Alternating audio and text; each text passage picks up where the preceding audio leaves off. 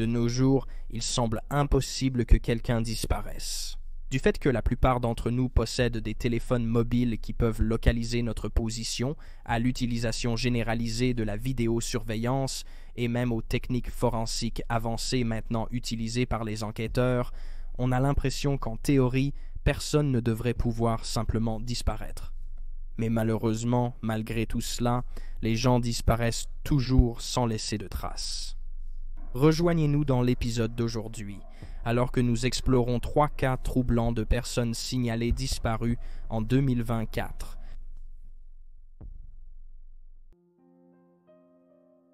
Elijah View.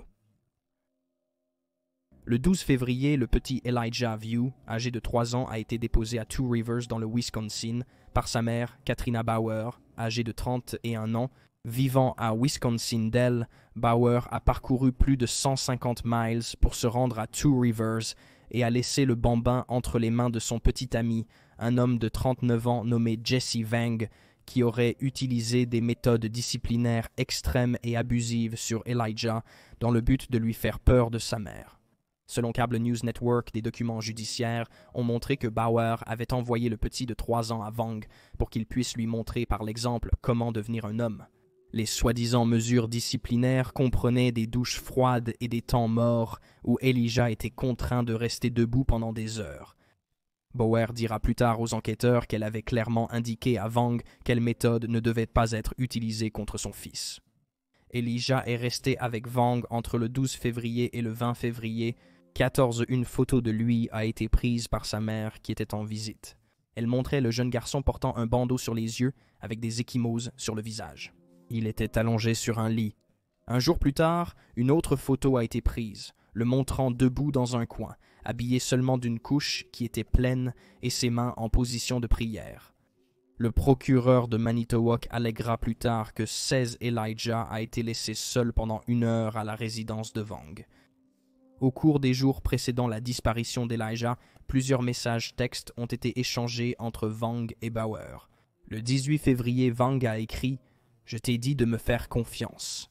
Je vais m'assurer qu'il déteste ma présence. » Elle a répondu « Je ne veux pas qu'il te déteste, juste qu'il te craigne. » Vang a noté que quelqu'un devait être, je cite, « la mauvaise personne » et Bauer a répondu « Je sais, mais de toute façon, il peut te craindre et te respecter. » Vang a affirmé qu'Elijah le craignait, mais il ne me respectait pas. Maintenant, je le fais me respecter. Si vous voulez bien pardonner à ce narrateur un moment pour éditorialiser, ce comportement est plus que dégoûtant. Abuser et terroriser un enfant ne mène jamais au respect, ni ne l'est, je cite, « endurci ». C'est le comportement des lâches. Le matin du 20 février vers 7h30, Vang s'est réveillé pour donner à Elijah son petit déjeuner, qui consistait en des céréales sans lait. 1 demi-heure plus tard, on a dit au petit garçon de se tenir au pied du lit de Vang et de prier pendant que Vang faisait une sieste. Selon le témoignage de Vang, c'était la dernière fois qu'il voyait Elijah vivant. À 10h59, il a appelé le service de police de Two Rivers pour signaler la disparition du petit de 3 ans. Une alerte Amber a ensuite été émise à l'intention des résidents de Two Rivers, et cet après-midi-là, des bénévoles se sont rassemblés pour aider à la recherche du petit garçon. Les dépendances, les véhicules, les champs et les drains de tempête ont été minutieusement vérifiés pour trouver des signes d'Elijah. La police a utilisé des drones et des chiens pisteurs pour aider à la recherche, mais aucune trace du petit de 3 ans n'a été trouvée. Jesse Vang a été arrêté ce soir-là, tandis que la mère d'Elijah, Katrina Bauer, a été arrêtée le lendemain, ayant changé plusieurs fois son histoire sur l'endroit où se trouvait son fils en parlant à la police. Au cours des jours suivants, les recherches pour retrouver Elijah se sont poursuivies, impliquant finalement le Federal Bureau of Investigation, le département des enquêtes criminelles du Wisconsin et de nombreux bureaux de shérifs de comté. Des équipes de plongée ont fouillé les voies navigables et le 26 février, une décharge locale a été examinée pour des indices. Le Federal Bureau of Investigation a annoncé une récompense de 15 000 $ pour des informations, tandis que d'autres membres de la famille d'Elijah suppliaient le public de fournir des informations, notant, je cite, « La douleur est indescriptible. Nous ne pouvons exprimer notre chagrin ou le désespoir qui nous consume. À toute personne ayant des informations sur la localisation d'Elijah, nous vous supplions de bien vouloir vous manifester. Ils ont ajouté que son absence inexpliquée est, je cite, « un tourment qu'aucune famille ou enfant ne devrait jamais affronter ». Alors que Bauer a initialement été accusé de complicité de négligence envers un enfant, des accusations supplémentaires d'obstruction ont été ajoutées 6 jours après la disparition d'Elijah. Le 7 mars, elle a comparu devant le tribunal pour faire appel de sa caution de 15 000 $. Sa propre mère a écrit une lettre au tribunal, soulignant le comportement habituel de sa fille, son mauvais jugement et son manque de responsabilité. Elle a écrit, je cite, « Son histoire dépend toujours de son public ». À ce moment-là, plutôt que de s'aligner pour localiser son fils, elle ressent le besoin de réitérer à quel point Jesse est un bon gars et de le défendre pleinement, ainsi que ses actions. En s'alliant à lui, elle pourrait potentiellement avoir accès à sa famille élargie et à la possibilité de fuir la région. Elle a ajouté « Je ne pense pas que cela vaille le risque de diminuer sa caution, surtout qu'Elijah n'a pas été retrouvé et que de nombreuses questions restent sans réponse. » L'appel de Bauer a été rejeté. Sa charge de négligence envers un enfant est devenue négligence chronique envers un enfant. Une autre accusation de négligence envers un enfant a été portée contre elle concernant une fillette de 6 ans, que l'on croit être sa fille, qu'elle a laissée seule dans la voiture par temps froid le 14 février lorsqu'elle est allée rendre visite à Vang et Elijah. Quant à Vang, il avait déjà un casier judiciaire, y compris des condamnations antérieures pour maltraitance d'enfants. Il a raconté aux enquêteurs certaines de ses autres soi-disant tactiques disciplinaires qui comprenaient le fait qu'Elijah n'était pas autorisé à jouer avec des jouets pendant qu'il séjournait chez Vang en tant que, je cite, « punition ». Vang a également révélé qu'Elijah avait pris une douche froide le 17 février après avoir rempli sa couche. Vang et Bauer ont tous deux plaidé non coupables en relation avec les accusations de négligence envers un enfant auxquelles ils étaient confrontés. Le 14 mars, les enquêteurs ont révélé des photographies d'une Nissan Altima beige de 1997. Ils ont déclaré que la police était en possession du véhicule, mais qu'ils avaient besoin d'aide pour retracer ses mouvements la veille de la disparition d'Elijah. Ils ont demandé à toute personne disposant de circuits de télévision en circuit fermé sur sa propriété de revoir les images pour voir si la Nissan Altima apparaissait dans les heures entre 14h et 21h. 2 semaines plus tard, le 18 mars, il a été annoncé que la couverture d'Elijah, décrite comme étant en tartan rouge et blanc, avait été découverte sur Goodwin Road, à l'est de County Road B, dans le comté de Manitowoc. Les responsables ont noté que la couverture avait été trouvée plus tôt, mais qu'elle n'avait été confirmée comme appartenant au petit de 3 ans que récemment. Elle a été trouvée à 3,7 miles du bloc 3900 de Michigan Road, où Elijah avait disparu. Le chef de la police de Two Rivers, Ben Minot, a déclaré à WLUK que les enquêteurs avaient examiné plus de 10 000 fichiers vidéo, mené des dizaines d'entretiens et suivi des centaines de pistes dans une tentative de localiser le petit Elijah âgé de 3 ans. Citation, « Nous sommes littéralement entrés dans chaque maison, avons parlé à tout le monde qui vivait dans chaque maison. Nous avons vérifié chaque pièce, chaque placard, tout, dans ces maisons. Mais Elijah est toujours porté disparu. » Le petit de 3 ans a été vu pour la dernière fois à Two Rivers, Wisconsin, le 20 février 2024. Il est décrit comme un jeune garçon mi-blanc mi-mong, aux cheveux châtain clair et aux yeux marrons. Il mesure environ 1 mètre de haut et pèse environ 20 kg. Au moment de sa disparition, il portait un bas de jogging gris, un haut à manches longues de couleur foncée et des chaussures à enfiler avec des dinosaures rouges et verts. Il a une marque de naissance sur son genou gauche. Si vous avez des informations sur la localisation d'Elijah, vous pouvez contacter le département de police de Two Rivers au 844 267 6648 Casia Smith. Casia Smith, âgé de 35 ans, a été signalé disparu le 5 janvier après que ses proches inquiets aient contacté la police. On a eu de ses nouvelles pour la dernière fois 2 mois plus tôt, le 4 novembre 2023, et ses proches ont trouvé inhabituel qu'elle n'ait parlé à personne pendant des mois. Casia a été vue pour la dernière fois à son domicile à Calder Grove, un quartier d'Édimbourg, en Écosse, le 10 octobre 2023 dans la maison qu'elle partageait avec son partenaire.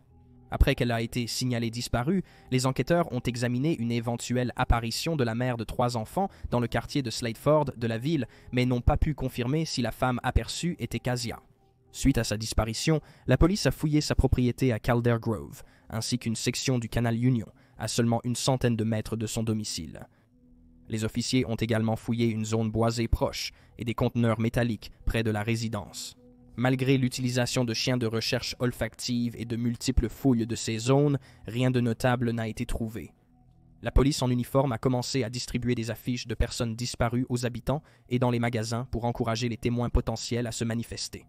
Peu d'autres détails sont disponibles sur l'enquête, mais plusieurs sources auraient apparemment dit aux médias que la police craignait que quelque chose de sinistre ne soit arrivé à Kasha.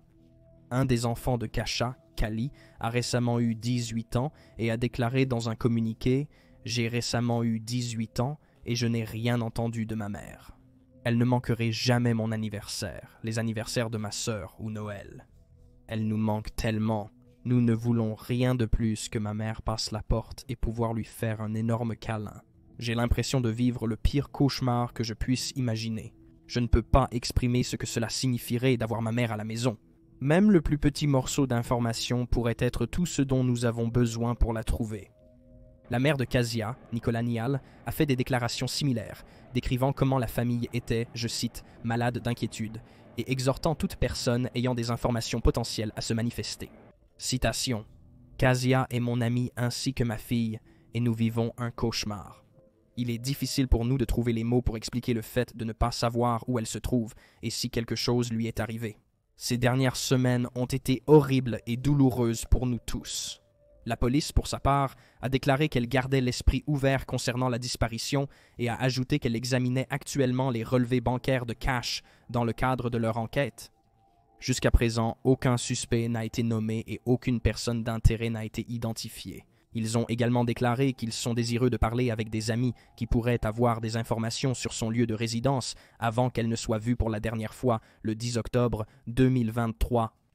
Fin mars, des cartes, des ballons et des fleurs ont été attachés à une clôture près de la maison de Kasia pour marquer son 36e anniversaire.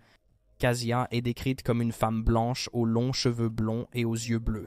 Elle mesure 1,50 m et a une silhouette mince et plusieurs tatouages, dont le mot « pour toujours » sur son poignet droit.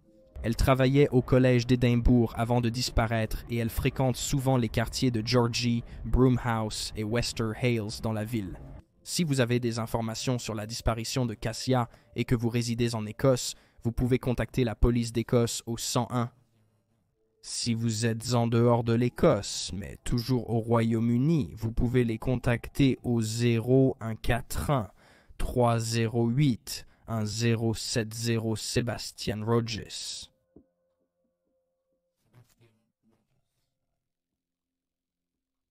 Sebastian Rogers, âgé de 15 ans, a été signalé disparu de Hendersonville, Tennessee, le matin du 26 février lorsque sa mère est allée le réveiller pour l'école pour ne trouver que son lit vide. Katie Proudfoot, la mère de Sebastian, a déclaré que le soir du 25, Sebastian avait sorti les poubelles au bout de l'allée. Vers 21 heures, on lui a dit d'aller se coucher. Cathy se souvient, je cite, « Il faisait quelque chose dans sa chambre car environ 1 heure plus tard, j'ai entendu du bruit et j'étais comme « Peu importe ce que tu fais là-dedans, mais va dormir. » Elle a décrit son fils comme ayant un autisme à haut niveau de fonctionnement et étant très intelligent, et en aucun cas espiègle. À 6 heures du matin le lendemain matin, elle a découvert qu'il avait disparu. Elle a d'abord appelé son mari, le beau-père de Sébastien, Chris, et a déclaré « Je ne peux pas le trouver. » Chris a répondu « Que voulez-vous dire par « vous ne pouvez pas le trouver » ?» Katie se souvient avoir répondu « Il n'est pas dans la maison. » Elle a fouillé toute la propriété de haut en bas, mais il n'y avait aucune trace de l'adolescent de 15 ans. Sébastien n'a pas d'antécédent de fugue, et quand on lui a demandé s'il avait simplement déambulé, Katie a répondu « Je ne sais pas pourquoi il est sorti par cette porte. » Après avoir signalé sa disparition à la police, une alerte Amber a été émise pour aider les locaux à essayer de le retrouver. Au cours des mois suivants, la police d'État et locale, ainsi que 1500 bénévoles, ont aidé à chercher l'adolescent disparu. Ils ont utilisé des hélicoptères, des drones et l'unité canine, tandis que les officiers à pied fouillaient les champs, les bâtiments abandonnés et tout endroit où un adolescent pourrait se cacher. Les autorités ont à un moment joué sa chanson favorite, Eye of the Tiger, lors de sa recherche, espérant le faire sortir, mais il n'y avait toujours aucun signe du garçon disparu. Bientôt, les enquêteurs ont minutieusement fouillé la décharge où les ordures de la maison de Sébastien avaient fini. Les autorités ont décrit cette recherche comme une mesure de précaution pour éliminer les options et les questions possibles. Le 23 mars, l'organisation bénévole, la United Cajun Navy, a révélé qu'une équipe était envoyée pour aider à la recherche de Sebastian après avoir été approché par Seth Rogers, le père biologique de Sebastian. Cependant, le 1er avril, l'Independent a rapporté que le groupe avait reçu des menaces de mort en raison de son implication dans l'affaire. Bien que l'équipe ait arrêté les recherches pour Sebastian, elle a continué à travailler sur l'affaire en coulisses. Un porte-parole du groupe a déclaré « Nous n'avons jamais eu cette situation auparavant », faisant référence aux menaces de mort reçues. Le porte-parole a ajouté « Aucune information sur les bénévoles n'est jamais divulguée ou quoi que ce soit de ce genre, mais ces gens peuvent certainement arriver sur les lieux et causer un problème et un tumulte. » Le 25 mars, la mère de Sebastian a admis sa peur que son fils ait été enlevé par quelqu'un, déclarant, je cite, « J'ai l'impression que s'il avait été près de la maison ou s'il était parti à pied, nous l'aurions déjà trouvé avec autant de personnes qui ont cherché. » Il est à noter que Sebastian avait quitté la maison de sa famille sans une paire de chaussures. 10 semaines après la disparition, des rapports ont indiqué qu'une paire de pantalons a été trouvée par la police de Goodlettsville et a été initialement pensée pour appartenir à Sebastian. Cependant, après examen, ils ont été exclus comme appartenant aux jeunes de 15 ans. Les détails sur le pantalon, y compris une description ou l'endroit où ils ont été trouvés, ne sont pas clairs. 2 mois plus tard, en mai, une photo est apparue en ligne montrant un garçon ressemblant à Sébastien dans un passage souterrain en Caroline du Nord.